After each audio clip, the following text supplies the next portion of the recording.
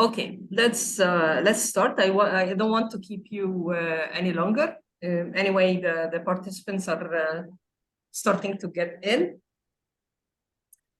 Let me first thank you all for joining us in the third webinar of the Regional Nile Women Network.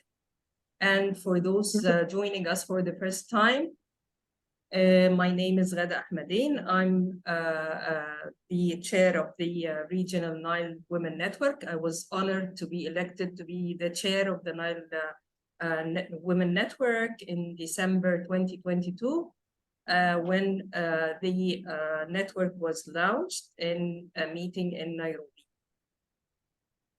This network is under the NBD, the Nile Basin Discourse, which is hosting and preparing all the logistics of the meetings, of the webinars. So I would like to thank them very much. And I'm really happy that the chair, or the NBD chair, is with us today. And in a minute, I will give her the floor to welcome you all. Just to remind you that this initiative of watering women is an initiative. It's a digital platform that we organize monthly. And we have, in each webinar, we have 2 speakers from 2 different countries in the Nile Basin countries. We're discussing very important issues targeting women and concerning women in relation to water, and of course in all the issues related to water and climate and all the challenges that women are facing in our region. And actually, you know, during the past 2 very successful webinars, we have decided also, you know, to extend the invitation to other regions and to our networks and to our, you know, partners and stakeholders in the different countries to make sure that, you know, our voices are heard and we can exchange also, you know, experiences among other regions as well. So in this regard, I would like also to thank so much Engineer Mary Therese, who is joining us today. She's from Lebanon, and she's the gender focal point of RAED, the Arab Network for Environment and Development, which is the network, you know, working in the Arab region in 17 Arab countries, and they have more than 300 NGOs members in 17 Arab countries. And of course, you know, being the gender focal point of this very well-established and developed and significant network is very important. And I would like to welcome her and thank her so much, you know, within her very busy schedule, that she could join us in this webinar. And I would really like to, you know, to know her feedback and to know how we can link also, you know, our activities with the activities she is doing in the Arab region as well. So thank you so much, Engineer Mary, for joining us, and we will be hearing from you, you know, during the webinar. So, Ms. Chair, would you like, the MBD Chair, would you like to welcome the participants as well, please?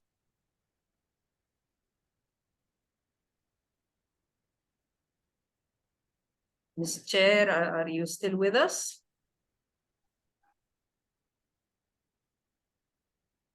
I don't see her. Maybe she has just connections, and she will be joining us as well. So, Engineer Mary, would you like to say something at the beginning of the webinar? Good afternoon, everyone. Thank you, Ghada, for inviting me to this wonderful meeting. If you told me before, I will be with you. sure, like you know, the gender is the most important topic on this moment and the moment before, and especially now when we go to COP28, we need to go together, all together, to be more efficient in COP28, especially the topic of women and the topic of climate change and the effect of climate change to the women. Today, I am in New York, waiting to attend the meeting of SDG Summit about women and about how to raise high our voice and be very equal with men, to raising our voice about all the topic going on in all government in the world. Thank you, Ghada. Thank you so much, and thank you for reminding us with this very important meeting in New York. And we would really, you know, after the meetings, we would really appreciate if you could just share with us, you know, the outcomes of the meetings, and you know, to share also with our networks, because you know the regional network is you know, it includes 10 national networks for women in the 10 Nile-based countries. So, you know, having more information and exchanging information and knowledge with all the networks would be really important on such important meetings as well. So thank you so much, and welcome you to our third webinar, and we would like you know to be with us in our next webinars as well, and to extend the invitations from your side to your network as well. Thank you so much. Thank you for you. Thank you for you, Ghada. So let me first start with introducing our first speaker for this webinar. We have two very distinguished speakers from Sudan and Burundi. And I would like to introduce Dr. Sumaia from Sudan. Just a moment.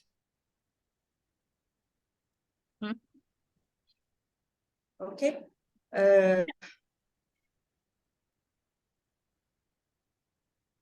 Well, Dr. Sumaia Elsayed Abdurrahman, and she is the member of board member of the MBD, of course, and also the president of the Sudan Women Nile Network and the vice president of the Sudanese Environment Conservation Society, which is a very distinguished NGO in Sudan. And of course, you know, with all going on in Sudan, we pray for the Sudanese people and for Sudan to be, you know, as strong as before.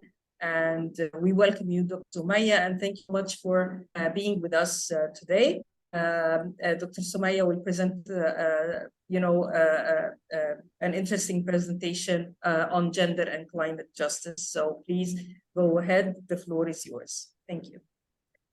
Thank you, Dr. Ghada, and welcome with Maria Teresa.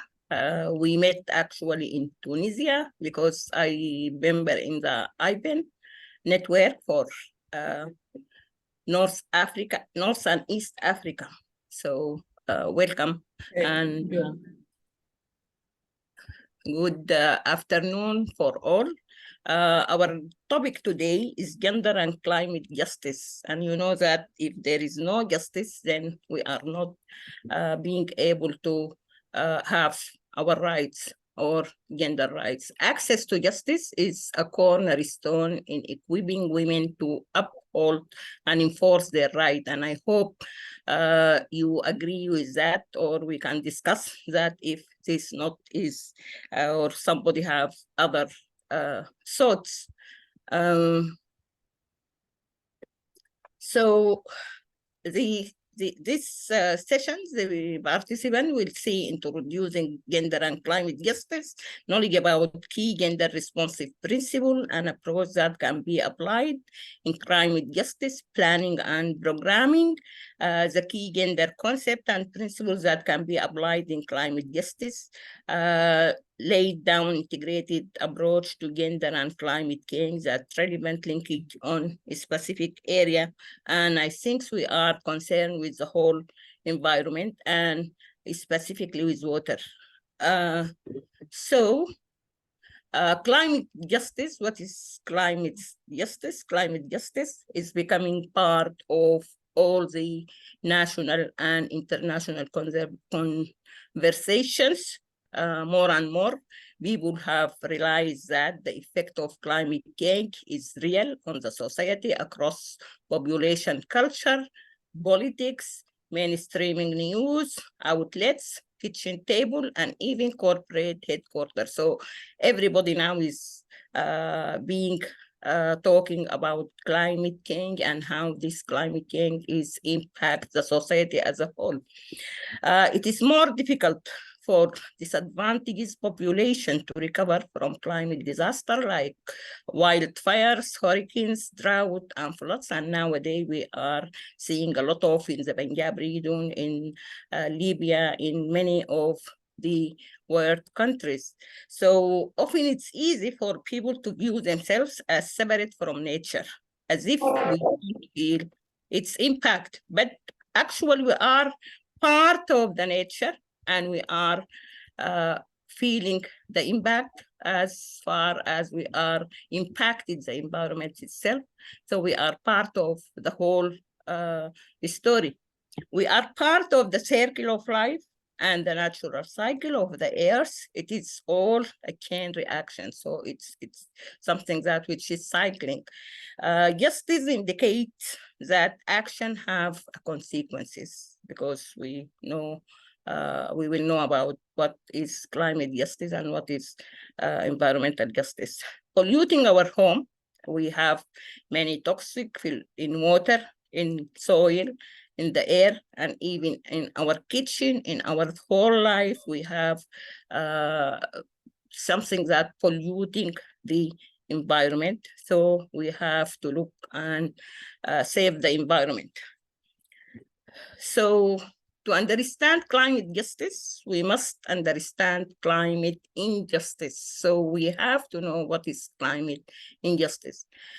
People are most affected and have fewest resources to adapt to climate change. And we talk about vulnerable people, and we have a lot of people who are, because if I take Sudan as an example, 10% of the Sudanese people is the worst people. They are worse, but the rest of the people, they are middle or they are under poverty line. So we have to look at this. So few resources to adapt to climate change are also the least responsible for the greenhouse gas emission, both globally and within their countries. So they are most often indigenous, low-income communities hit the hardest by effect of the climate crisis. So this is the climate injustice, which is hit some people hardly, and some people can adapt and they can stand this sort of disaster.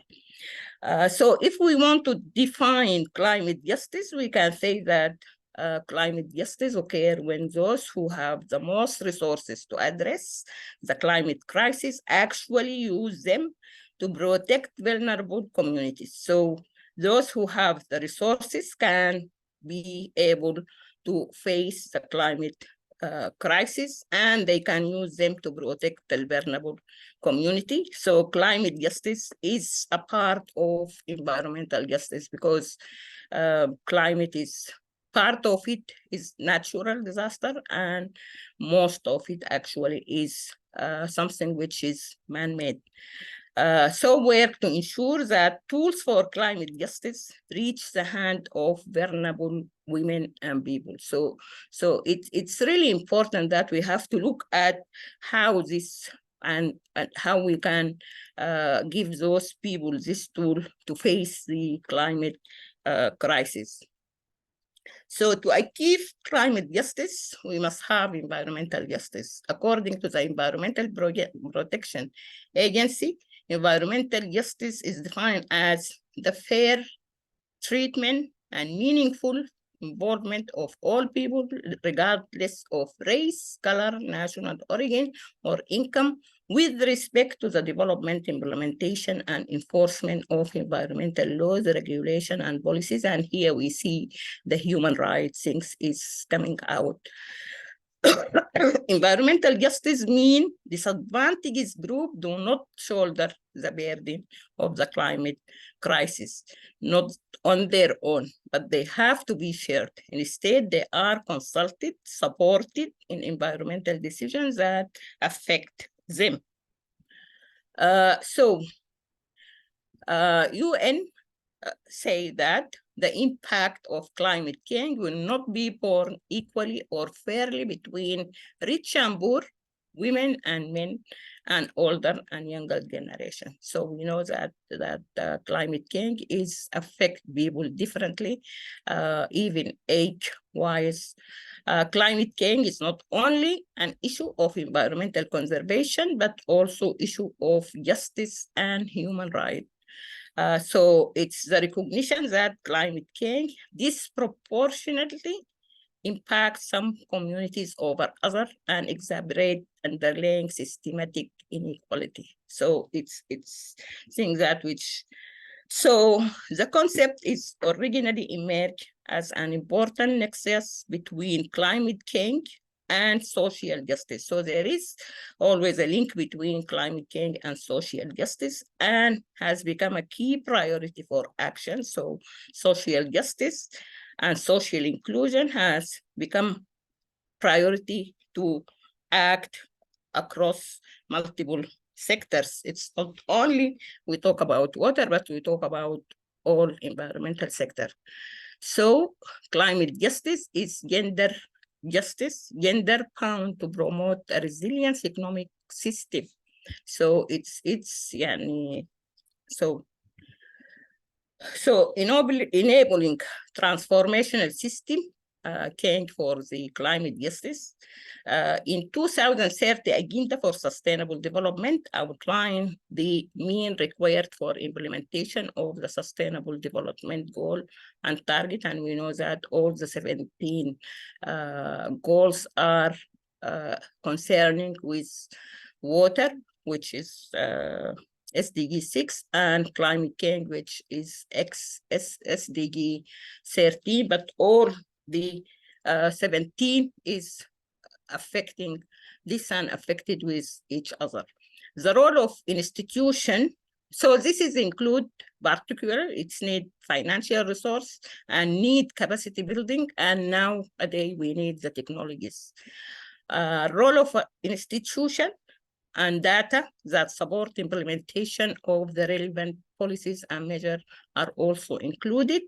Moving to transformational systematic change for climate justice will require an equal transformative approach to the means of implementation that gender responsive and advance the realization of women human rights. So if we need to see that, and we have to have this transformational systematic change of climate justice, that we have to look at the gender responsive and the women human right or women rights. So do we need to invest in women to solve climate change? Yes, women and girls experience the greatest impact of climate change. And this is aggravate existing gender inequalities and pose unique threat to their livelihood, health, and safety. And I'm sure that everybody in Africa, in other places, they know that these great discrepancies. So gender equality and empowerment of women and girls, gender equality defined as the equal valuing by society of both similarities and differences between men and women, boys and girls, and the role and responsibilities they are choose to play, and sometimes the society put for them these responsibilities and role to play. So this is where we have to work. So still, do we need to invest in women? In order to solve this problem, it is essential to consider innovative solutions. And we have to think out of the box for vulnerable women so that they can implement climate change adaptation measures and benefit from technical assistance digitalization. This could increase their performance by 30%, and this is have been improved and have been experienced. In rural women, they have access to have access to resources like men, and we know that women in many areas, they don't have the same access to resources like men in agriculture production. Developing countries increased by 2.5 to 4%, and the number of people in the world will decrease by approximately 12 to 17%. And if this is achieved, then there is an improvement in the production and the yield. It's often assumed that all members of the population experience the impact of climate change in the same way. But climate change impact is not neutral. We said that it's affected boys and girls, women and men differently. And this is not because it's a woman or this is a man or this is a girl or this is a girl, but due to the gender inequalities which caused by the socio-economic condition, culture brief, traditional practices which have repeatedly put female at the disadvantages. Because of that, we don't have to put females as disadvantages. We have to think of this again. Gender refers to the socio-cultural rules, norm, and value associated with being a man or women. These roles, norm, the whole roles and responsibilities, which determine how women and men prepare for to react. It's something which cultural and recover from climate change impact, and they often cause unequal distribution of power, economic opportunities, and sense of agency. So there is, if we look and see the problem or the impact which is caused by climate change, I actually mean to put to talk about how women will affect it if they are this migration, because if there is a flood, if there is earthquake, if there is whatever disaster is happening, women is the most affected population. When they migrate to urban area where they lead to more prostitution, increase their exposure to sexual and gender-based violence. They go to urban area to sell their commodities. Some women turn to prostitution as way of survival because they don't have something in their hand to work for, and they don't have money, they don't have that.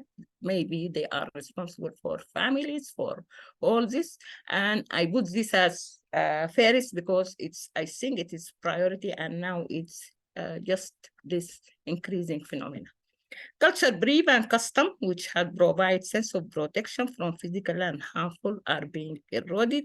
Social structure, protection, so access to education with malnutrition, displacement, migration, preventing children from attending school. So all this is just an impact. So, and this is as examples where the impact of flood in some place in Uganda, which lead to large-scale displacement and result in overcrowding camps. And we know that when we have an overcrowding of camps, we know what's a health problem, what's the food security problem, and all those things. So this is actually this slide, and the next is just an example so people can see this examples. They can read it from where they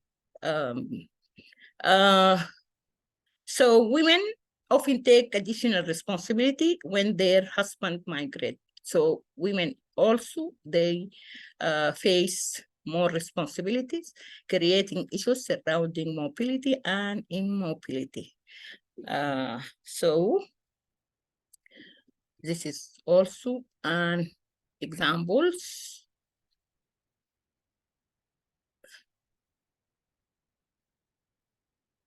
So women are more vulnerable to climate change. However, they are essential to mitigate climate change.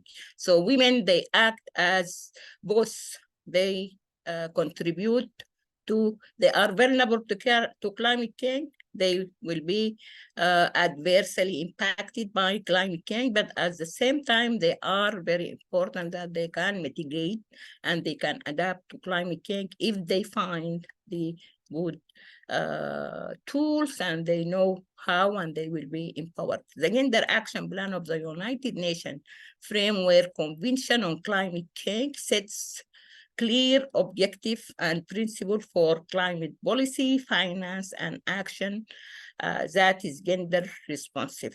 So there is actually in the last, maybe from Paris agreement, there is clear action points for gender and climate change and gender responsive action. Maybe before they consider gender, but there is no action before that. But in Paris, when people come to Paris, there is clear gender objective principle for climate policy and finance and gender responsive action. It considers the unique impact on women and girls and the importance of equal access, equal outcome for all. They call for policymaker and decision maker to use this principle to inform their action. And I think this is this is the point that we have to work on, that we have to advocate for policymaker and decision maker to use this principle to inform their action. So according to UN Women, if rural women had the same access to opportunities and productive resources, their agriculture production will increase between 20 and 30%. So how climate justice movement could solve global gender inequalities?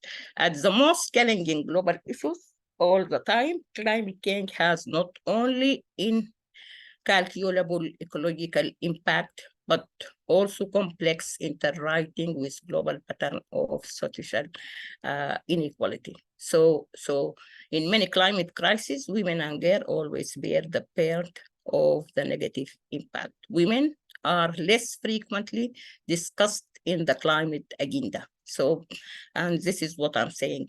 And still the presentation of women in the policymaker and decision-making position is still less than what is needed.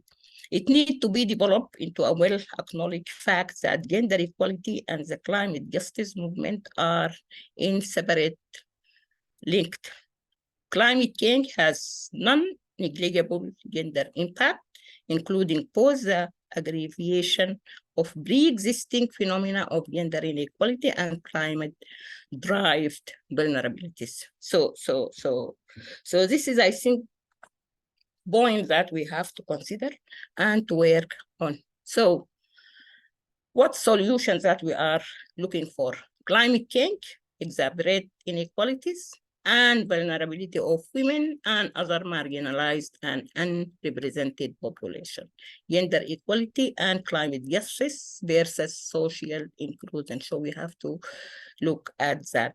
Gender equitable and inclusive climate programming improves adaptation, mitigation, resilience result, while also reducing gender inequality and elevating women as climate leaders. And we know that women is part of the change. They are change actors So they can do that if they are working towards that. Increasing gender surplus to encourage education plan where technical tools are provided. And this is, I think, which we need more, that we need to look more for the technical things or technical knowledge, technical education, more than looking at let people let women work in the handicraft, let women work in are provided, and digitalization of tasks is promoted. So how could we promote gender and climate justice? Invest in gender count to develop their projects, educate in technical skills and digitalization, conduct field analysis to gain a deeper understanding of issue and make evidence-based decision. And this is what we are lacking in some of the countries, that the disaggregated disaggregated data is not found, and even the data is not found sometimes, measure the impact of decision to look for responsibilities for improvement. So we need a gender responsive action in what we said before, that we need a gender responsive action. So what is a gender responsive action? Gender responsive action is meaningful, informed, and effective participation of women and girls with diverse background in relevant decision-making process, lies at the heart of a right-based gender-responsive approach to climate action. You know why? Because we usually said there is women involvement, there is women representation. We don't need women representation. We need women participation and involvement. What is gender-responsive approach? It's gender-responsive programming, which includes specific action to try and reduce gender inequalities within the communities. So, and gender transformative programming, which is designed around the fundamental aim of addressing root causes of gender inequality within the society. And this is what we talked about before, which is the values and social norm and culture, all those things that we have to look at this transformative program. The importance of gender inclusive approach, use gender responsive approach to ensure, to contribute to the design of better and more transparent interventions that adequately respond to different needs and priorities of women and men, girls and boys. And not to look at but we have even to look deep, that what women need, what men need, what girls need, what boys need, in all their diversity, leading to more equal result and ultimately advancing the assessment of people climate-related development needs, risk and capacities into an assessment of possible solution using complementary methods. So we have to involve those people, we have to respond to their different needs as women and men, girls and boys, because each of them have different priorities. Sometimes you find it. Ideas for taking the range of solution and mapping them to a project or program plan that will deliver improved outcome for women and girls and for everyone. So what is a gender responsive program? It's a program and policies that reflect girls and women's realities and needs. يعني إحنا when we talk about gender responsive program, we have to look at the program and policies that reflect the women and girls realities and their real needs in components such as site selection, project staff, content monitoring, and all of that. So long term, priority, long-term outlook on strengthening gender-responsive recovery system is structured around 3 key areas: identifying and prioritizing gender-specific recovery needs, protecting women and men from physical and sociological harm, because this is always what is happening, and especially this time, the psychological harm is really sometimes bigger than the physical harm. Planning for gender-responsive recovery in the disaster recovery framework and empowering women for sustainable and resilient recovery. So women have to be prepared and to be ready like other people. So if we have to assess and find the solution, we have to look at this diagram. So in this diagram, we learn and apply learning. So we have to assess, understand the people needs. We have to assess gender responsive solution. We have to plan with based on people knowledge, because I think people in the rural areas, they know their areas and they have knowledge about their areas more than people who come from outside to assess, and so they have to take them with them. So commit to a gender responsive framework, monitoring and evaluation framework, commit equality, responsive budgeting. So it's really important to look at gender budgeting, that every project have some lots or some allocation or fund for women empowerment, implements fair and inclusive activities that which is responsive to both male and female, monitor and evaluate equity outcome. So we have to look at this when we have to assess. This is, I will not mention it because it's just an example from Ethiopia, show how people, it's the problem tree, how people is assessing the things and how they find the impact and how they find the long consequences and the immediate consequences, and then looking at the root causes. So at the end from this, they can come with the program and issues that is gender responsive in their program. So we have to collect and analyze gender differentiated data. Communicate, consult, and engage with affected women and men, boys and girls, with inclusive and participatory techniques, protecting women, men, and children from physical and psychological harm. And in this, actually, in point 2, maybe I will show some of my experience that we go to some of the villages and we have to assess what they have towards the climate impact and what solutions they are needed.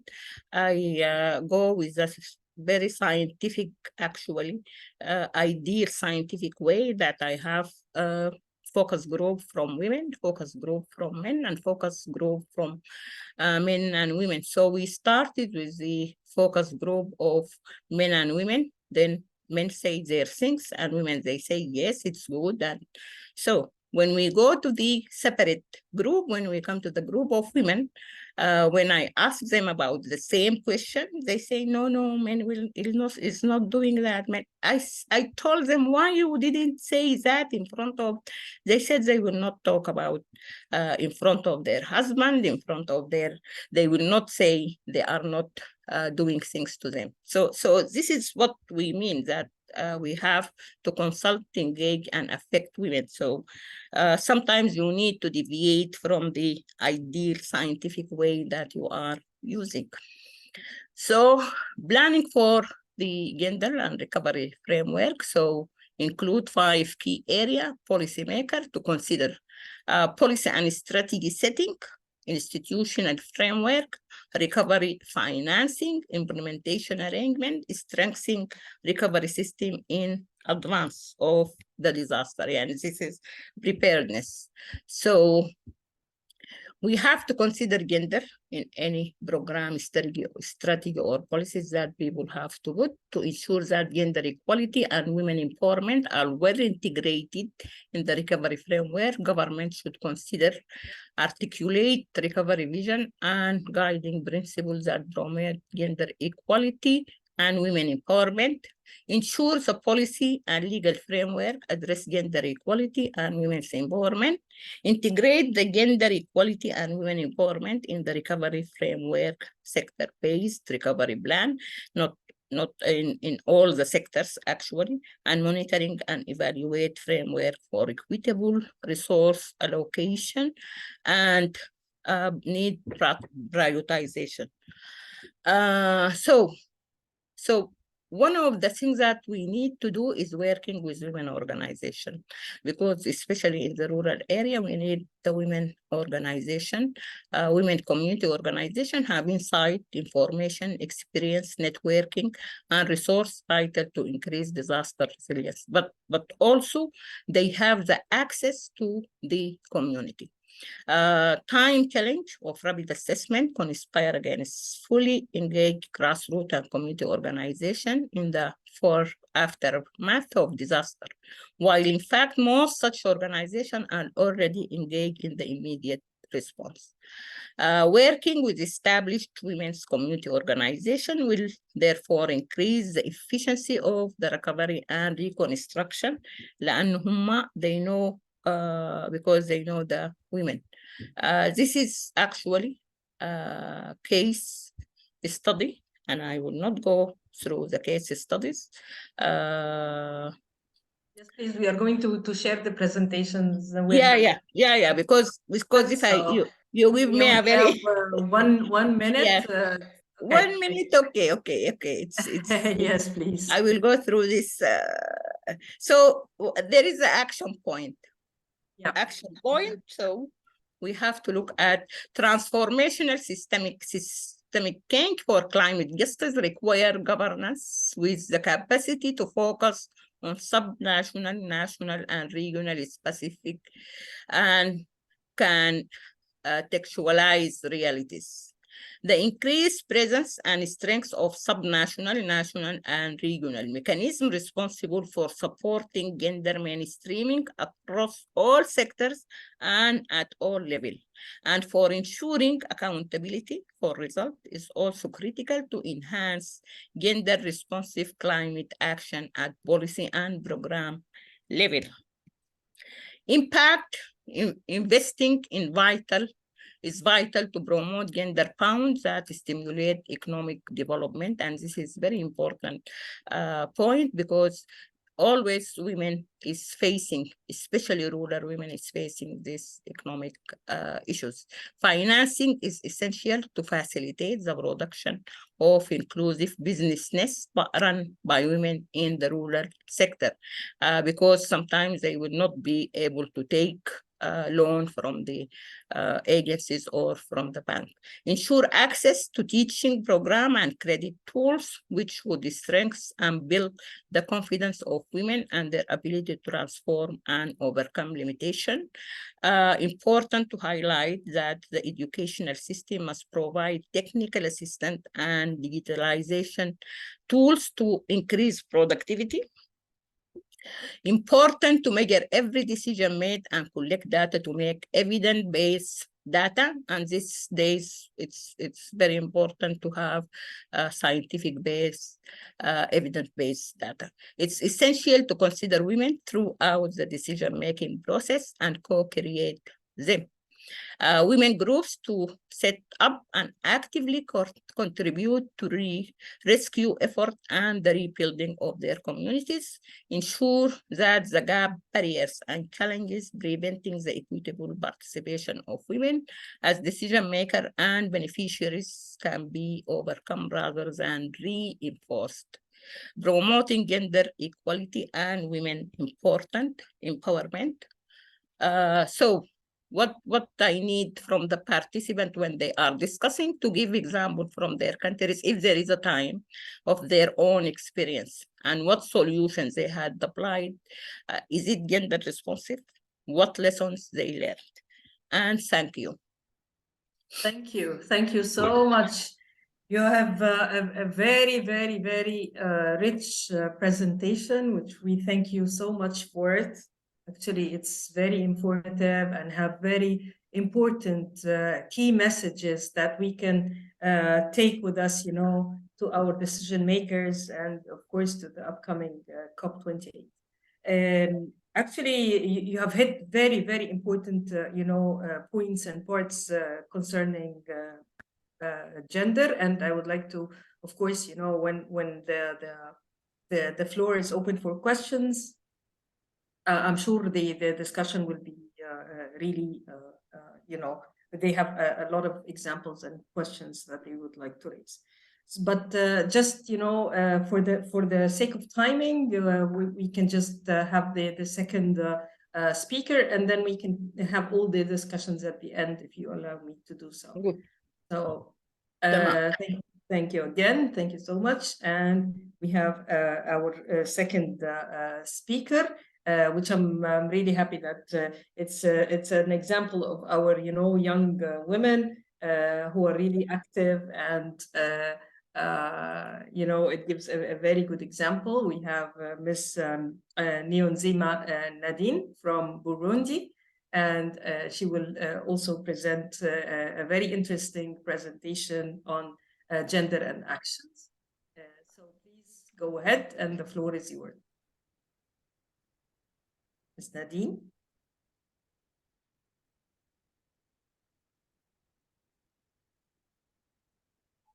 Would you like me to share the presentation from my side, or are you going to share it from your side?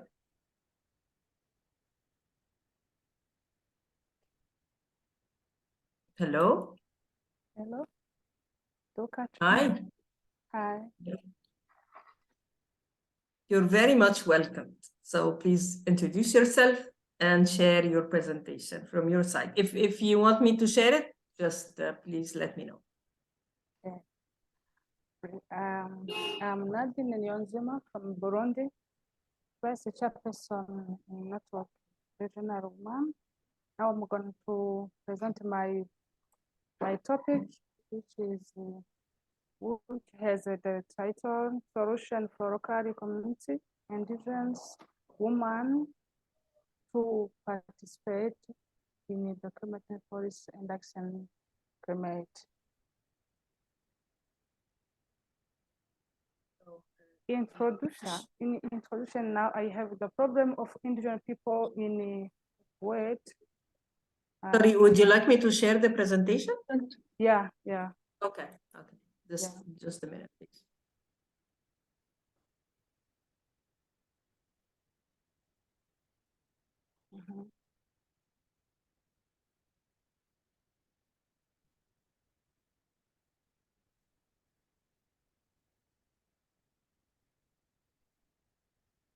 Okay.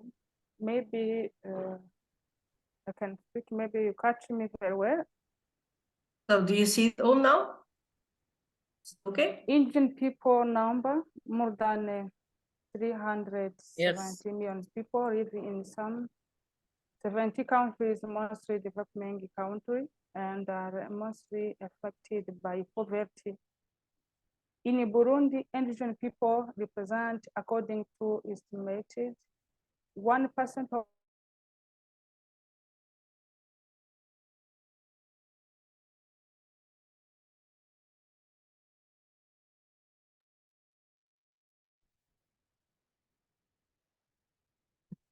Hello? No voice. Nadine, are you still here with us? Do you have a problem with voice? So you're muted. Muted. Would you unmute yourself, please?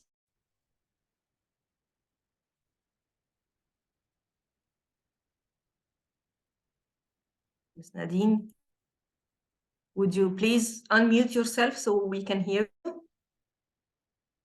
I think he has a audio problem. That's what I can see on her side.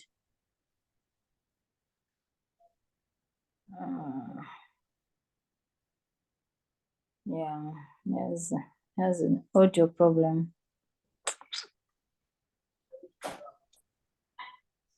Okay, let's give her a minute. Maybe she can solve it.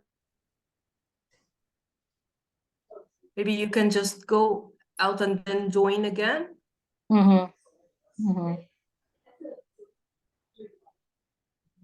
Nadine, ntabwo tukumva, uri muted. Wimutinze, kuraho iyo audio tukumva.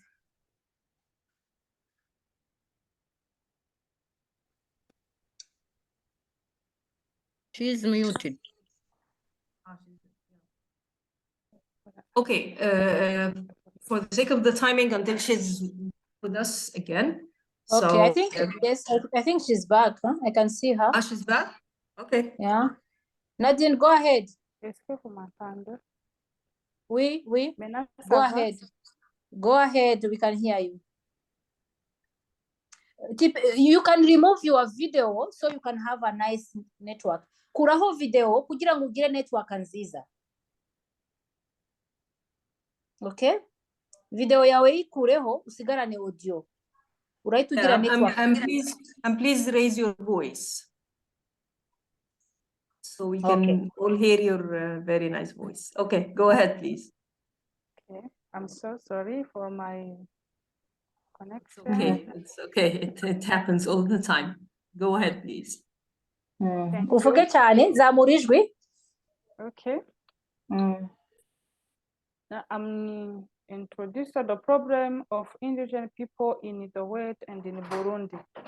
Indigenous people number more than 370 million people living in the some 70 countries, mostly developing countries, and are mostly affected by poverty. In Burundi, indigenous people represent, according to estimates, 1% of Burundian population, and they are very poor. Poverty against indigenous peoples is more widespread compared to other social levels in Burundi. There are several factors that explain this poverty. The main ones being discrimination and marginalization, accompanied by a mortality rate that is increased exponentially. For example, the majority of indigenous people live in ancient houses and which poor conditions and bad water treatments, the health, especially that of the most vulnerable, such as small children, the elder or pregnant woman. Women and the girls from the indigenous community are particularly vulnerable to the precarious living conditions that are generally observed in those communities, and in particular, they are victims of climate change that destroyed their livelihood as land in need. Indigenous women and the girls are at the first of emergency caused by the climate crisis, pollution, desertification, and biodiversity loss associated with their way of life. For example, for this is a picture show that this is Minister of Solidarity who goes to visit those indigenous peoples in their house. Do you see their house are very, very, very critical.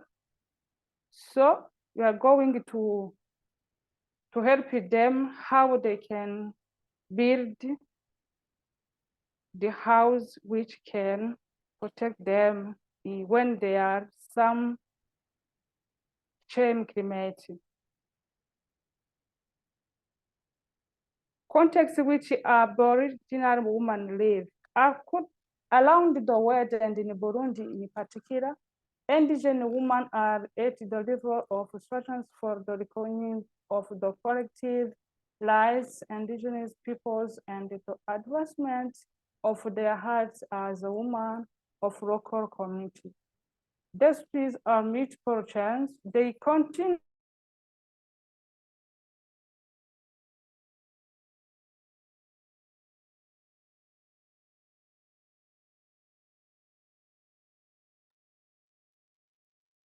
Hello, we can't hear you.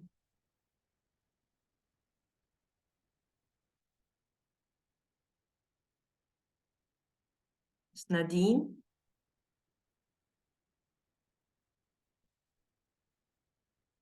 It's Nadine.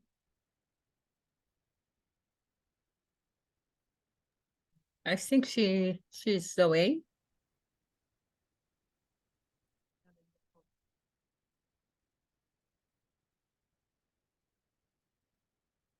Mhm.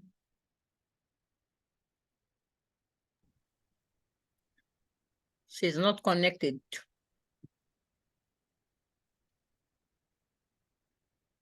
Well, I hope she can connect immediately.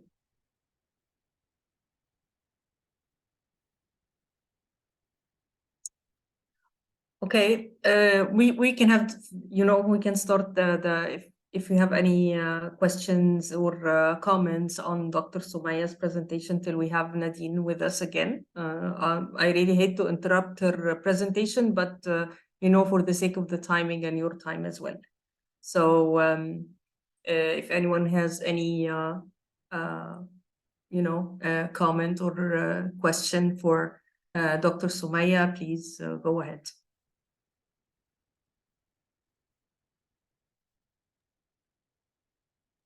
Yes, Ghada. Yes, go ahead, please, Engineer Mary. Yeah, thank you, Dr. Sumaia, for the wonderful information put it in this topic. You talked about gender responsive action. Gender responsive program and policies reflect girls and women reality and needs in communities. My question is, what are the major barriers to academic access for girls living in communities of concern and disadvantage? The second question, what can be done to reduce those barriers? Thank you. One of the main barriers to this, I think, it's the situation of the families, because the girls, they are, if there is boys and girls, then they like the boys to go for the school because they will not be able to afford all to go for school. So usually they have many kids, so and they can't afford that. So the girls is part of their work responsibility is to go and fetch the water, and they have to help their mothers in the house. So it's and there is some of the communities as in Sudan and in the African, they don't like their girls to be educated. They don't like the education. They even their wives, they are not go out. They are not seeing anybody, and I think this is should be solution for that. I think the policies that the government have to enforce at least the primary education. So if there is this sort of enforcement that the girls and boys have to sit for the primary education and then until grade 12, then with policies and enforcement, so this will be things. And I think that the policies of the government, there is some places where the schools is far away, so girls will not be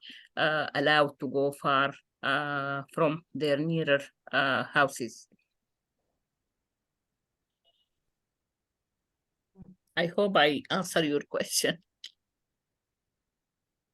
Thank you. Thank you so much.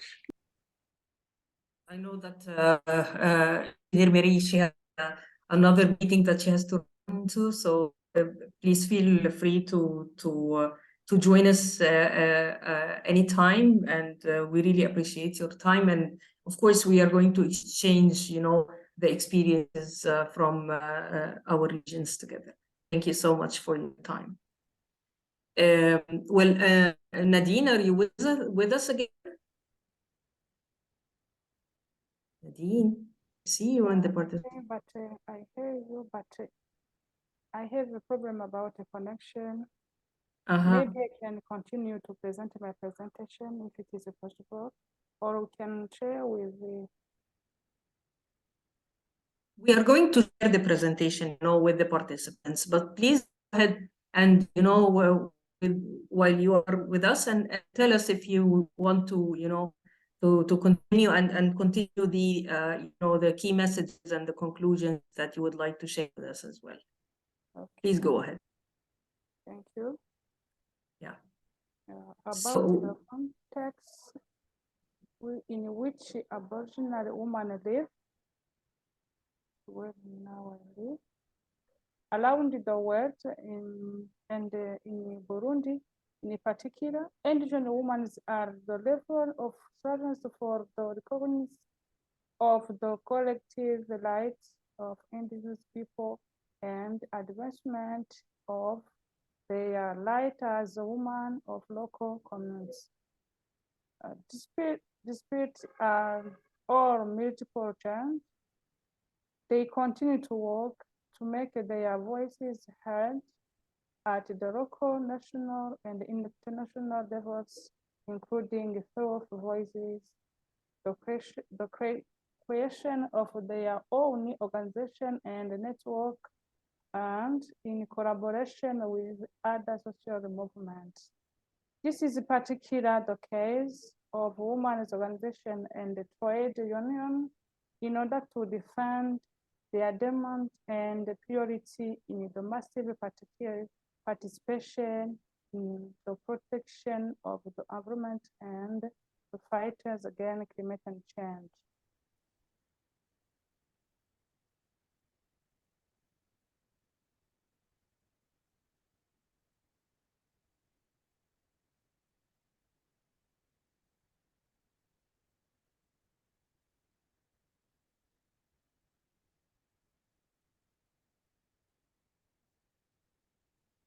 Those are handicrafts and traditional handicraft. What? Okay. Barriers to the integration of Indigenous women in the fight against climate change. There are several barriers to Indigenous women's participation in the fight against climate change. Some are physical and some are not. Physical barriers include environment and economic conditional, including financial dependence on people, poverty, lack of infrastructure, and essential service. There is also the lack of access to financial support for Indigenous women's organization, lack of sustainable meeting events, limited access to information, and poor communication network. Psychologically, barriers include the lack of knowledge about their rights and applicable customary and legislation framework, the limited skills and abilities of Aboriginal women. For example, in language and political, as well as the coaching and the negotiation, unfortunately, access to formal education for Indigenous women, they fear of transgressions, social and cultural rule of speaking out in public, as well as the lack of interest or motivation are very important limit to their integration.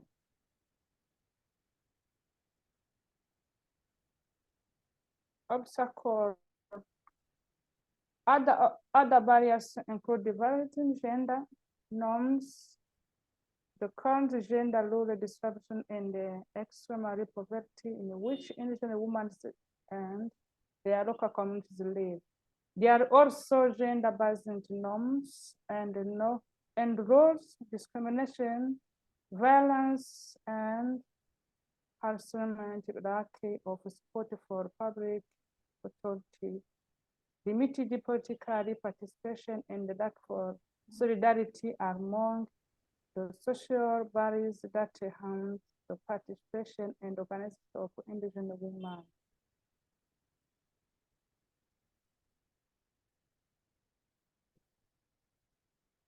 Environmental and economic situation. Financially depends on men. Most Aboriginal women do not have access to source of income. They are dependent mainly on their spouse, who themselves too do not have much means because of the marginalization suffered by the Indigenous community. Poverty and the lack of efficient and essential service. In the context of Burundi, indigenous communities are isolated from the rest of society. Their members live in autarky, far from the infrastructure and services administration office, etc. This is meaningfully limited the access that indigenous people in general and women in particular can have the means to improve their living condition. Other physical barriers to indigenous women's participation in the organization may be their limited access to useful information and their sometimes functional communication network. For example, Asian women identify their lack of access to relevant information as an unconditional barrier.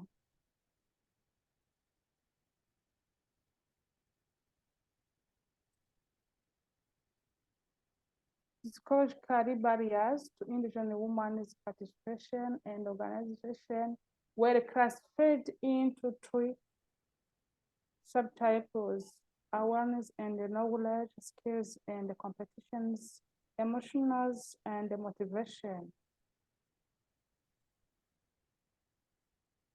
Solution to consider: demonstrate determination in how they seek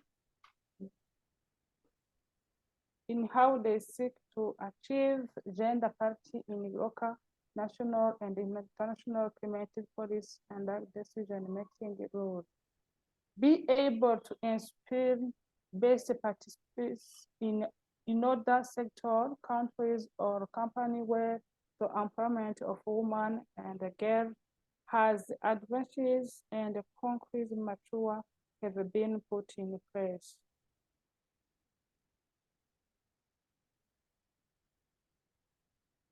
Encourage women and girls to make invaluable contribution to and benefit from climate action. Call on indigenous community and the women to participate fully and meaningfully in the international climate processes and to ensure a leading role for women in decision-making climate action. Maintaining or protecting forest resources. Promote the active participation of local communities and the indigenous women in community management and forest development through agroforestry.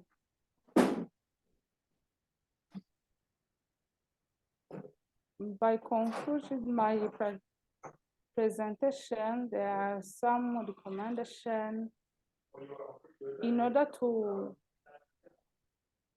show how we can help the indigenous peoples to participate in the climate change action.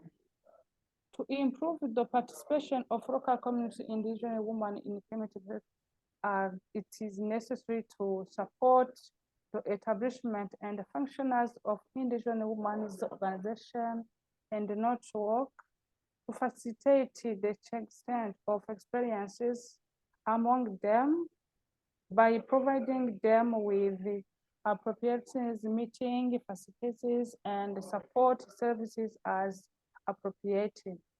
support Indigenous women's access to communications, technologies, and promote skills for climate policy and action, to include opportunity to exchange of experience and mutual learning between local communities and Indigenous women's organizations, with a view to joins identify barriers, opportunities, and strategies for mutual assistance.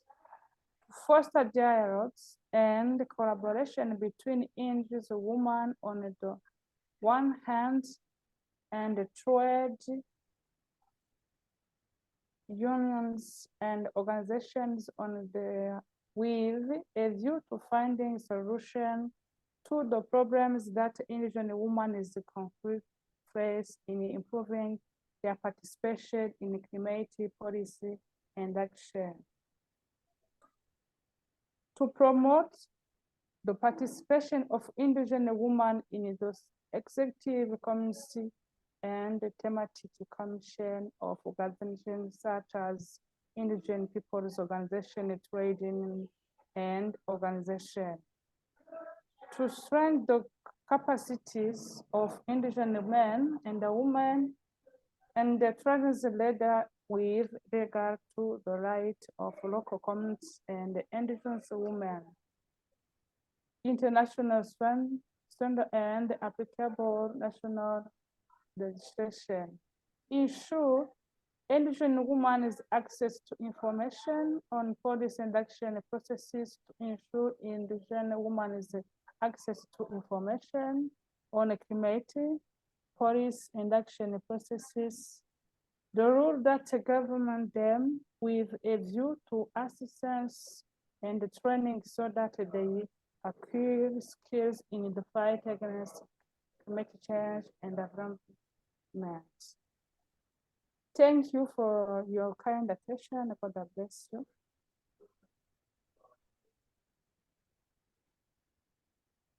Thank you. Thank you so much, Nadine, for a very nice presentation. And we really appreciate it. Actually, yes, you showed us the very, critical challenges that the women are facing in the Indigenous community in Burundi. And it really needs,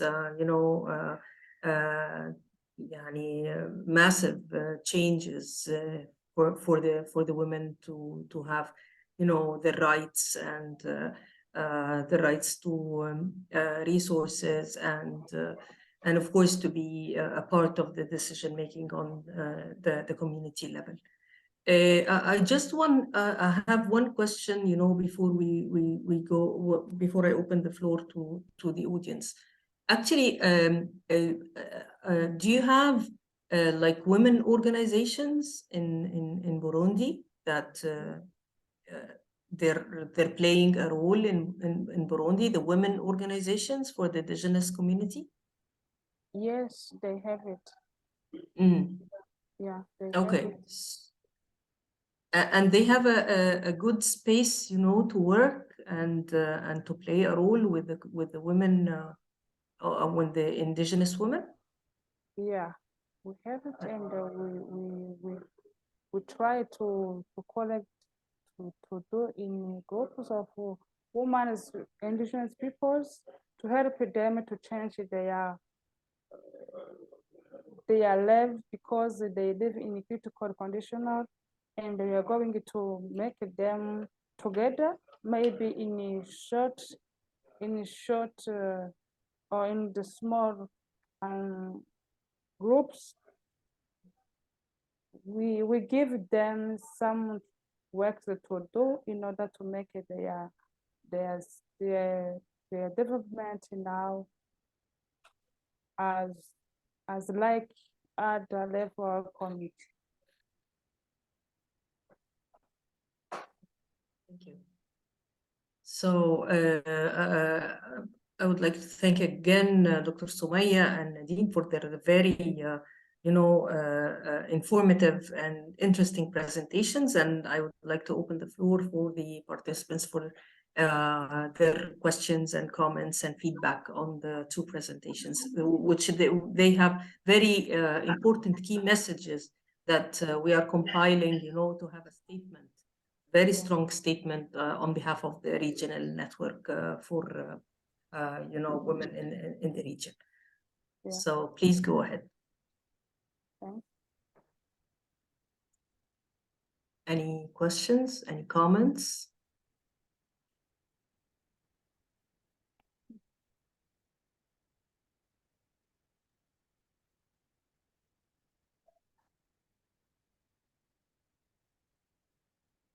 Hello, can we have some experience that people have facing this sort of climate change and how they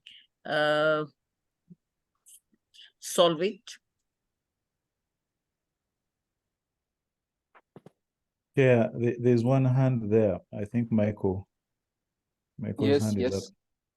Yes, can you hear me? Yes, please go ahead. Okay, thank you for giving me the chance to reflect. First of all, I would like to appreciate, the organization for, organizing such kind of events and supporting the regional and national level Nile Women Network. So I found this the two topics very interesting and the burning issue nowadays for our globe and also for our every citizen. So I would like to thank the presenter, Dr. Sumaia and Nadine, for the nice presentation, informative presentation. They have already, gave us, the necessary information where we are at, both at gender inequality, climate justice, and also indigenous communities facing especially the impacts of the climate change. My point is in Dr. Sumaia, I would like to just briefly ask you about what's our position, at Africa and at, the global level in addressing these, big issues, the climate change, adaptation issue, the gender inequality, because we are hearing that the climate financing is not coming, toward this, supporting the climate adaptation, especially in Africa. So what's the position of the Africa governments in responding these issues? I recall that the Africa held the Africa Climate Summit just recently in Nairobi, Kenya. So from that experience also, if there is any, commitments made or any declarations that the African governments and the, developed nations pledge to address such issues. So this is the question to Dr. Sumaia, and call for action, as a civil society organization and a network like this regional Nile Women Network. What should be our role, in supporting, women in gender equality and climate change adaptation, for advocacy or, raising our voice to the global communities to support in addressing such issues. Thank you, Adam. Thank you for your question.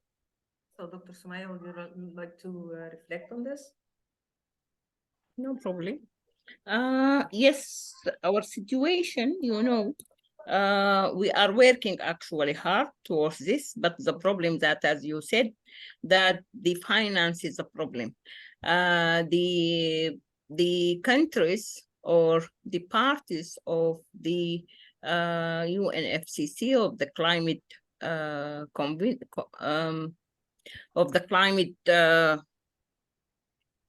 they promised to pledge money, and unfortunately they didn't do that. So what people have thought that they put this plan, since Paris Agreement, actually there is this sort of people have to pledge the money because they talk about decreasing the temperature to 1.5, not to exceed 1.5. But unfortunately, this is have not, and every COP people is talking on that issue, even in the summit, that we would have to look at that, because Africa is not the countries which is fully responsible of the climate change, but most of the developed countries, they are responsible of this climate change. So, but still the issue of the money is still, the finance is still hanging around. The other issue that concerning this gender issue, I think as I said, from Paris Agreement and the last COP, people have agreed on that every country have to submit their action plan for finance, but still we come back to the issue of finance. At the country levels, there is some trials doing this sort of adaptation and mitigation. And I think it's one of the most good things that the greenhouse inventory report, which is done by the country every 4 years. And I think from this year, they have the non-parties have to submit this every year. I'm not sure what actually exactly the outcome of the third, the African summit, but this what I have. I thought that I will ask at the end of this meeting that some of the MBD have been attending this summit. So this is what I want to ask Dr. Ghada, that maybe the next session next month, that we will have those people who attend this summit to just to brief us about that one, to be one of the that what we would have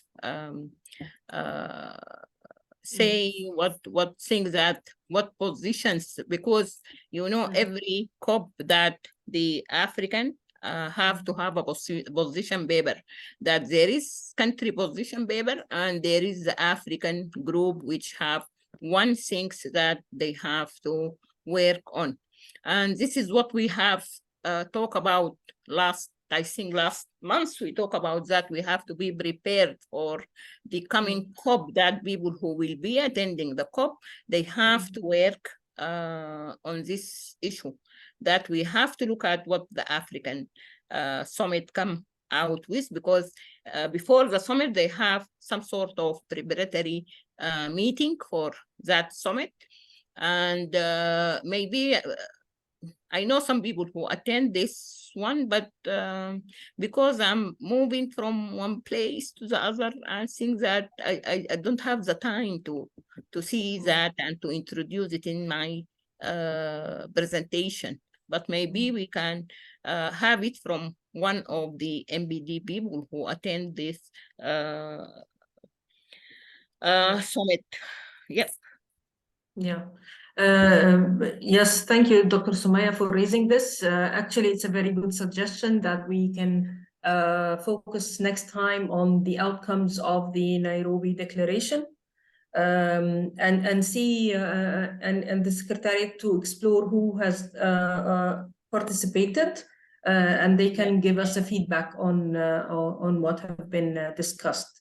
Actually, well, from my information, I know that it's not much, progress. The negotiations and the preparations for COP28 is still going on. On the point of finance, also no progress yet, actually. However, they are also, they're having some preparational meetings for the loss and damage fund. Yeah. The mechanism that they are going to present during COP28, because as you know, COP27 was a historical one on this point, because they succeeded to have the loss and damage on the agenda. After 30 years of negotiations to put this topic on the agenda. So COP27 success was putting this on the agenda and, approving having such fund. However, of course, the mechanism and the funding of this fund is not yet clear. So we hope that we are going to have some information about this during the coming COP. Actually, I just have one comment, on the finance, because of course Africa is not, is not contributing much to the to this climate change challenges and problems. Actually, we are the most affected continent without, contributing actually to the climate change. However, I don't want all the countries, to just rely on the funding that they are waiting to have the funding from the global or the international funds. I think, we have many resources that we can count on, our national resources. If we are utilizing our national and local resources, and the private sector has a very important role to play, within their social responsibilities to the communities, that I feel that we are not utilizing much. We are always and all the time looking for, the funds coming from outside. However, our national resources and local resources and private sector resources are not really utilized in the best way. This is my personal opinion on this, but of course this is open for discussion. I see Agnes has put her hand, she raised her hand and she wants to comment as well. Please go ahead. Yes, please. Thank you so much, our chair, Madam Gada. Greetings to everyone. I so much thank Dr. Sumaia for the presentation, which has been very educative, very informative, and actually it has been an eye-opener to some of us, and if not most of us. One, I've learned some two key things, that climate justice actually is also an issue of human rights, especially when it comes to women or when it comes to gender. In that regard, it is also regarded as a social justice, and in that, I really thank her so much for that. I don't have questions, but mine is like, as she was presenting, I kept on like asking myself, do we really need to come up with a tool which is a common one, which is adaptable to all of us, like the Nile countries, like to find out exactly what is happening down there? Because through that tool, when we make such a study, it will help us to draw our attention to some key areas, especially when it comes to gender and climate justice. Because I was like asking myself that, is there an issue of like accessibility, an issue of power, an issue of control, authority. How are we like women involved in decision making? What are the available opportunities for us to be there? And what are those legal provisions? Because there are so many things that we would need to reflect on, we would need to learn from one another, basing on each country's practices. Because when I was like thinking through, when I was listening to Doctor, I thought about the gender responsive approach, and actually she also talked about it in regard to climate justice. Then again, the level of awareness of our both the rural and the urban people when it comes to women, men, girls and boys, when it comes to this climate justice, when it comes to gender justice, when it comes to rights, yes, the less knowledge and even practices. And then another thing that we need also to find out, what is the impact of climate injustice on women, men, boys, and girls? Like for those who do not practice them, for those who do not know them, for those who do not even understand them, what is that impact that if we do not create awareness, if we do not make the decision makers or these legal, those people know that there is an issue, what would be the impact? And then I also thought about the risks. What would be those risks if we don't intervene, if we do not make any kerere, if we don't make any noise, if we do not advocate for this climate and environmental justice? What would be the risks if we do not come in? Then what are those available gender responsive programs, policies in regard to climate and environmental justice? So all these things came into my mind when Doctor was presenting.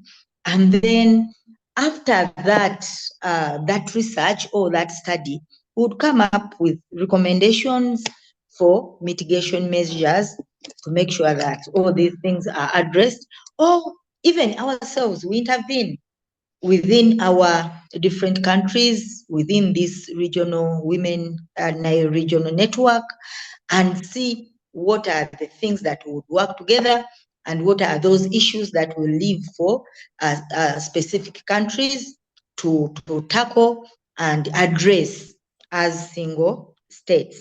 And then when Madame Niyonzima was presenting, there is also something which also came to my mind.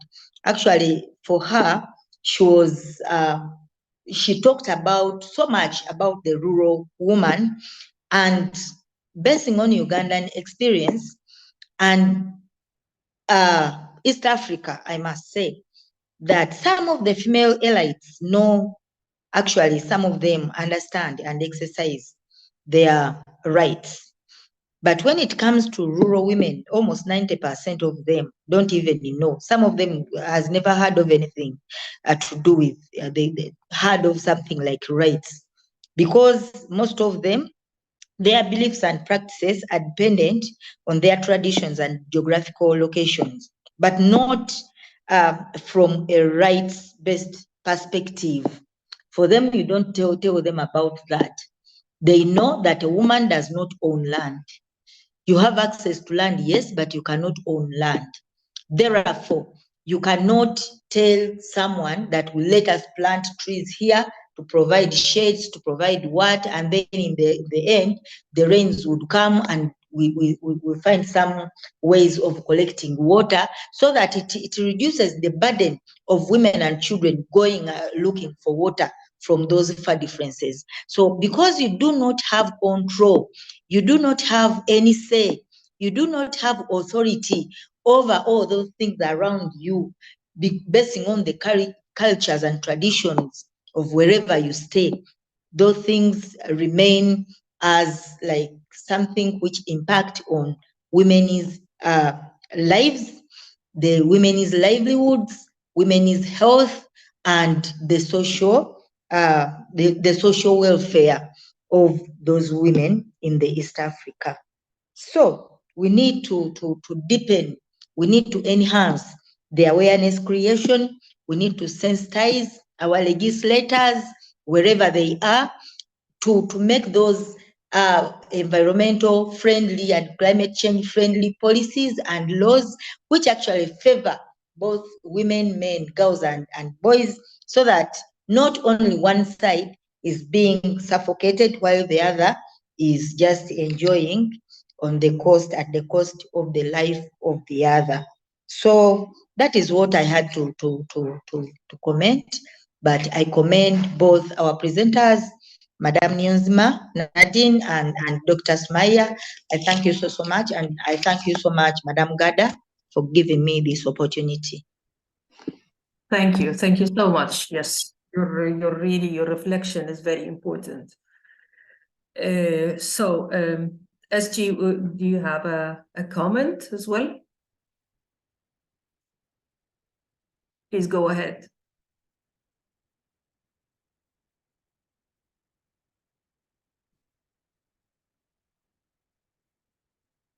You're raising your hand, right? Okay, I don't know whether I can be heard. Can I be heard now? Yeah. Yes. Yeah, what I want to say is just I want just to thank very, very much the two presenters, because their presentation, according to me, I think it is eye-opener, because those are the realities we do see in the villages and in all other communities. All those are the people, those very, very serious problems which we see women face every day and everywhere where they live. So the presentation which was coming from Nadine, I think from Burundi, with some pictures which I think are showing, it can even try to depict exactly what the real woman in the village is like, vis-a-vis a woman perhaps who's living in some other place, but still they remain, both of them are women. And all these conditions, or all these issues, or like now with the gender and the climate change, they affect them equally. And we hope that this kind of opportunities, I think as the Nile Basin discourse, wherever you are, the members, maybe the membership of the General Assembly, and then also we have the board of the NBD, and also the executive, plus even the secretariat. We need even to try to make these things to go further, and even we see how we can even need them and try to spread them all over. And we need even some more people or some more women to be involved and also participate and give their contribution. And from those contributions, we can see what can be done and what kind of the solutions we can be found. I think that is what I would even like to say. Thank you so much, Madam Gada. Thank you so much. Thank you. Okay. Any other reflections before we give the floor to the speakers again to reflect? Any other comments, questions? No? Okay. So Yes, Brenda, can I just say yes, please, Madam Chair, go ahead. Yeah, thank you, Gadaf, and thank you for the presenters. Actually, this gives us again a homework. It gives us a homework because we can see even from the picture, even from the action which is needed. As the leader, as NBD also, it shows that we still have a way to go, and we still have a lot to engage with our respective countries, with our respective leaders. If we still have women who are still in those conditions which we saw, and yet they are not yet really clear as we should be making it clear, as the president said. So for me, this is actually, I was thinking if the communication person, the secretariats, can actually make maybe a sentence or the key points, the really imagined key points, which next month in Kampala, Uganda, they are going to hold NBDF. It's a forum which it's had every 3 years, organized by NBI. So this is a kind of things which actually NBD should expose to that big event. I'm sure all of you have been, the call for abstract was been sent to all of you. I saw even the groups, in the emails, our communication person was sharing. I'm not sure if there's one of our member who may be able to be considered to speak, because it was open for everyone to share the observe and present. So I'm not sure, maybe if there's anyone who has presented a document, may let us know, so we can make sure it's really well presented. And also there's an online which has been is organizing. So I think this is the moment as NBD we can be part of those webinar and contribute and share what we really found in the grassroots, because as NBD we are supposed to work at the grassroots. So I just want to invite all of you. This is a huge opportunity. It will be a huge number of people from different countries, from different corners of the world. So this is really the moment which we can have a document from our last. I think this is the third webinar we are having. So what was the key? What is the emergence which we can really go and present to this coming NBDF in Entebbe? So we were hoping to have maybe board meeting and women committees meeting, but we are not yet sure. We are still looking to see if we can be able to get fund, but not sure. But we were hoping to have all of you on that meetings, but let's see. We are still waiting. I think SG is following up with our acting regional manager about this. So, but I wanted just to share with you that, and we have the opportunity to share all this, but we need to phrase it the way it can really pick, and everyone pick this as the emergency issue to discuss about it. Thank you, Gada, for the opportunity. Thank you so much, Madam Chair, and for this suggestion, which is very important. And as you said, now after having 3 webinars, and we have 5 very important presentations that has highlighted many of the challenges, and also presented recommendations and key messages and solutions, and very important messages to be shared with the decision makers and so on. So I think, yes, your suggestion of having a very strong statement or document that could be presented, the ones who will be there or will have the opportunity to be there, and I hope you personally will be there, of course, and can present this, of course, which is or see how we can distribute it, or have it to be shared with the participants and the decision makers in the countries. So I would like the Secretariat to start working on this. Please, regional manager, and of course I can help. Actually, it's only that those times are really, starting to getting to being hectic for the preparations for the COP28, because actually we're not only doing this in Africa, but we are having, the mobilization of many Arab countries as well, taking the opportunity of having this COP in the Arab region. So, of course, there are a lot going on, but I would like to help in this, of course, but let's have a draft document that we can discuss together to be, ready for the event. So thank you so much. Okay. Any other reflections, Dr. Sumaia? Do you have a reflection on what have been said so far? Yeah. For the lady who talked, I forgot the name, but she talked about the common tools that we have to have, which is more flexible. I want to assure her that there is a number of tools, there is a number of framework for assessment, for whatever.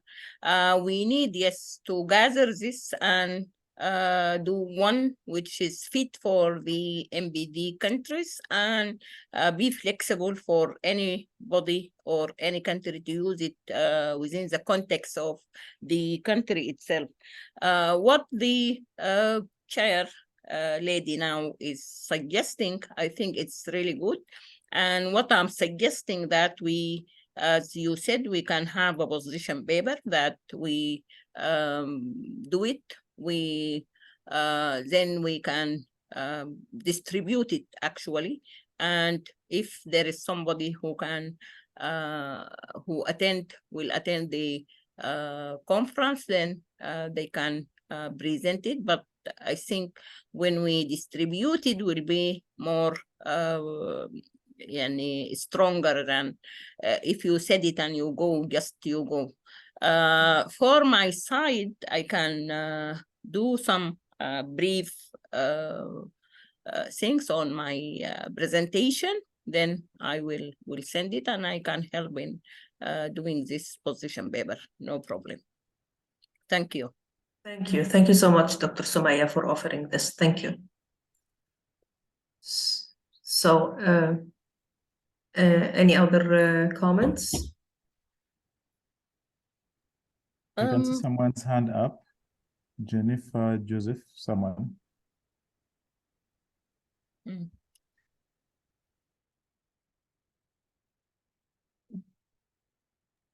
has been for a while, but it's... Can I say something? Yes, sure. Yeah, because we have sent actually time for... Okay, sorry. You go on and then I can talk. Jennifer, you can go on, then I will talk. Yes, please go ahead, Jennifer. Yes. Yes. Good afternoon, Chair. Hello, I'm how are very you? much grateful and very pleased for the meeting of today. It is a real challenging one, but I thank the two speakers for what they have given to us. It is a very great challenge to us. And even me, as I was observing and listening, I felt so sorry being a treasurer and I have no money is coming to our basket, so that all these things could be fulfilled by utilizing the right way as we started. Dr. Gada, I'm very thankful for what we taught at our first conference in Nairobi. Now, the challenges I've realized today is that it is facing all African countries. And one of the speakers said that we need to raise up our voices, and we have to do it both gender in order to succeed. And also, we should not sit down, we should not relax. Let us keep on urging and forcing ourselves to work harder. And the way we have raised it now, Chair Gada, we should not go down. I'm so much pressed and I'm so much happy with the other speakers or those who had commented. I agree with them. Please let us pray. Let us pray even for the poor women at the grassroots. They're like that all over the world. With our 10 countries, I know each one has not been managed to speak out and to bring also the photos, but it is a big challenge to us. Ladies as women, as we are women, our ladies are really suffering. If one cannot go to school, and if a woman cannot even attend the meeting, then there is a very big challenge of which you have been working so hard for us to improve.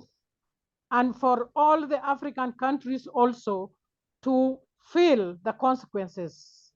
And we must give a chance and pray God that the justice should be seen, women, gender should be heard, and we have to adopt some of the rules and conditions which can make us also improve in our presentations, because if always we present and give very, very sad information, that is so shocking.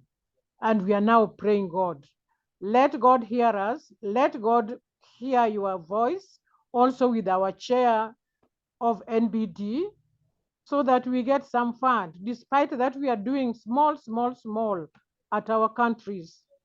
We need to have this Zoom to continue so that we get more information from different countries. Thank you so much, and may God bless the two speakers and the rest of the members who has attended the meeting for today. Thank you, Madam. Thank you. Thank you. Thank you so much for your words. And yes, you are totally right. Actually, I'll just start by your ending in saying that we should keep those, webinars going on, because they keep us connected, and also they give us more information from the different countries, which is very important, of course. I think we should all, keep trying to have also some resources, to have some activities on the ground.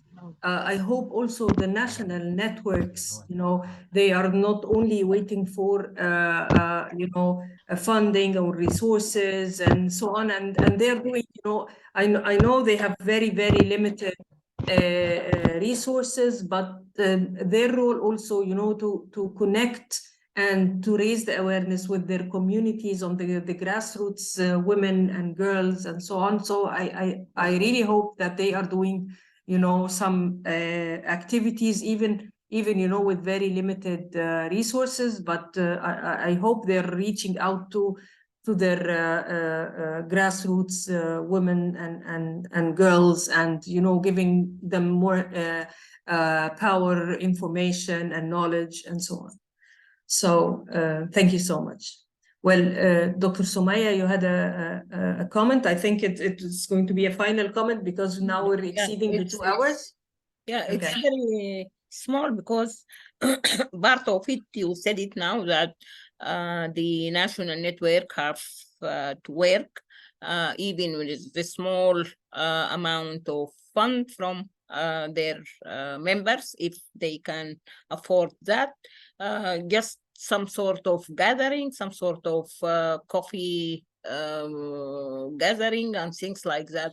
But what I want to say, that we have to look again to our national plans, and then to see what things that we can do, because now we are a network, so it's not only the WIM, but the webinars. So we have to look for other activities that we can do, as long as we are. It's good now that we can communicate through the virtual communication. Then we can do some sort of training for like 3 hours training on one of the tools, that gender assessment, that one of the gender assessment tools, and many things that we can do, how advocacy, how to develop an advocacy program, what things are, so we can just move on with the national and the regional network. So it's really important that to keep going on and to have a visibility, because now we don't have this sort of visibility. But if we have it, and then we can put that things in the YouTube or in whatever that social media that we have, then I think people will have some sort of encouragement to work even in their national things. For the you talk about the finance, local finance. It's actually, I don't want to talk. It is a matter of governance, actually. It's again the matter of governance, whether they are private sector or government sector. So this, I think we need to have one of the webinars on the good environmental and climate change governance. Thank you. Yes, you're right. You're right. Yes, this should be one of our webinars, and to discuss it, and maybe we can present not only the challenges, maybe we can present then, some of the good practices and the success stories, which we need to replicate. Yes, yes. Thank you. Thank you so much for the suggestion. And of course, yes, I totally agree with you that we should go on with our plans, the national ones and the regional ones. And the suggestion of having an online training for now is very important. And of course, it's going to be on the agenda, and we can, discuss more on how to prepare it. But I would really urge and ask the communication officer of the MBD, to work more on distributing, and increasing the visibility of those webinars through the networks that you are, with, and of course among our members and the NBD partners, and of course the national networks as well. They should have a role, in distributing those, and the visibility of those webinars on their social media and their websites and among their partners as well. We need, we are having very, very important substance in those webinars, and we have very important messages. So we need for them to be, visible and to reach as much as possible, to the partners and the stakeholders, the women, NGOs, and they are going to be really empowered and really, strengthened those key messages. So with this, and if no other comments that you have, I would like to thank you all. And all the participants that have been really committed for this webinar and staying here more than 2 hours. Well, I would like to thank you so much for this. And of course, I would like to thank the regional manager for his continuous efforts to have those very successful webinars, and the secretariat, of course, and the chair, who's really always keen to support the network and to provide very useful information every time, and the NBD board members, of course, and the national networks. And I would like to see you in the coming webinar with very also, useful presentations, and to come together as a family in the regional network. Thank you. Thank you so much. Thank you. And God bless you all.